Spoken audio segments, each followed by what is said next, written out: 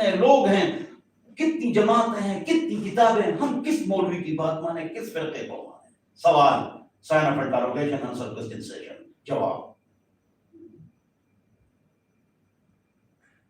غور سے سنو۔ آپ توحید پر عمل کریں، سنت پر، اور شرک اور بدعت کو چھوڑ دیں، بات اس پر عمل کریں، اس پر آپ عمل کریں۔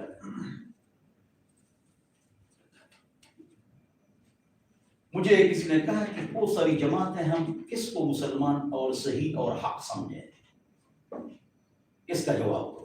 میں نے کہا سب حق پر ہیں، سب جنت میں جائیں گے، سب مسلمان ہیں، چاہے جس رنگ کی پگڑی باندھ لیں۔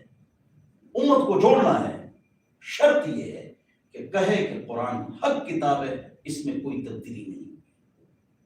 تو حدیث حق ہے، یہ ٹیسٹ پیپر ہے، قرآن ٹیکسٹ ہے، متن ہے، یہ اس کا ٹیسٹ پیپر ہے، تشریح ہے، تو قرآن کو بھی حق مانے، حدیث کو حجت مانے، اور ختم نبوت پر ایمان لائے۔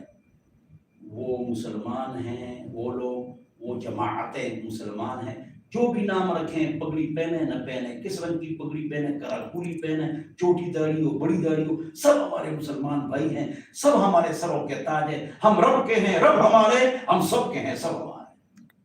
امت کو جوڑنا ہے، سارے توڑنے والے بیٹھے ہوئے ہیں اسٹیج کے